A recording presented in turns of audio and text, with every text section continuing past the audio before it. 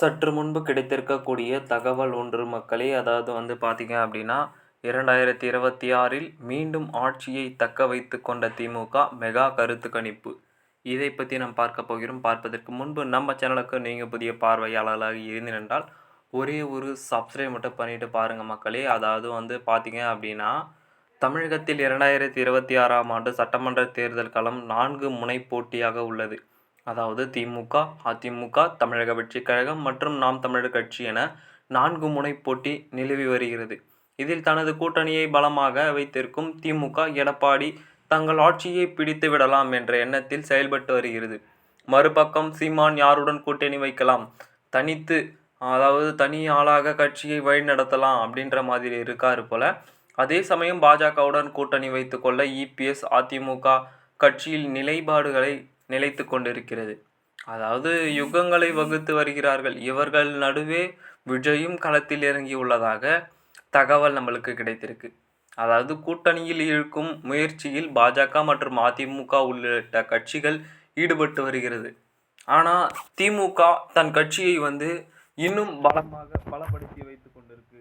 அதாவது 2026 ஆட்சியை பார்த்தீங்கன்னா தக்க வைத்து கொண்டு இருக்காங்க. இதனையடுத்து திமுக தான் ஜெயிக்க போறதா நம்மளுக்கு தகவல் கிடைத்திருக்குங்க. அதே சமயத்தில் பார்த்தீங்கன்னா இதில் திமுக கூட்டணி வெற்றி பெறும் என 42.81% பேர், அதாவது அதிமுக கூட்டணி வெற்றி பெறும் என 26.9% பேரும், தமிழக வெற்றி கழகம் கட்சிக்கு 26% பேரும், நாம் தமிழர் கட்சிக்கு 3% பேரும் வாக்களித்துள்ளார்கள். இதனையடுத்து நீங்கள் பார்க்கும் பொழுது இதில் பார்த்தீங்கன்னா திமுக தான் முன்னணியில் இருக்குது, 42.81% பேர். ரெண்டாவது தமிழக வெற்றி கழகம் 26, அதாவது அதிமுக 26. ஆனால் 26.9 30% வரப்போகுது. ஆனால் வாய்ப்பு இல்லைங்க. திமுகவை விட இரண்டாவதாக இருக்க போவது விஜய் தான் அப்படின்னு மெகா கருத்து கணிப்பாக வெளியாகியிருக்கு. ஏன்னா இப்போ ஏற்கனவே தனது கூட்டணியை பலமாக வைத்திருக்கும் திமுக மீண்டும் ஆட்சியை பிடித்து விடலாம் என்ற முனை போரில் செயல்பட்டு வரும் என்ற நிலையில் இருப்பதாக தகவல் நம்மளுக்கு கருத்து கணிப்பு தமிழக அரசியல் பரபரப்பு கிளப்பியுள்ளது. அதாவது இந்த முறை திமுக தான் ஜெயிக்கும்ன்ற மாதிரி அதிகாரப்பூர்வமான அறிவிப்பு ஒன்று வெளியே கொடுத்துருக்காங்க. பொறுத்திருந்து பார்ப்போம் என்ன மாதிரியான விஷயங்கள் நடக்க போகிறது அப்படின்னு. ஏனென்று பார்த்தால் 2026ஆம் ஆண்டு மீண்டும் ஆட்சியை தக்க வைத்து கொண்ட திமுக வெறும் அதாவது பார்த்தீங்கன்னா மெகா கருத்து கணிப்பை சந்திருக்கிறது. அதாவது ஒரு சாத்தியமாகத்தான் இருக்க போகுது.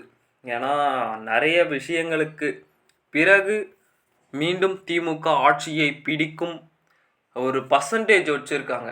என்ன அப்படின்னு பார்த்தீங்கன்னா இப்போ 100%க்கு அதாவது 90% மேலே திமுக இருக்குது. ஆனால் 90% கீழே அதிமுக, தவேக, நாம் தமிழர் கட்சி அப்படின்னு எப்படின்னா அவங்க 90% கீழே இருக்காங்க. ஆனால் திமுக தான் முன்னணியில் இருக்குது.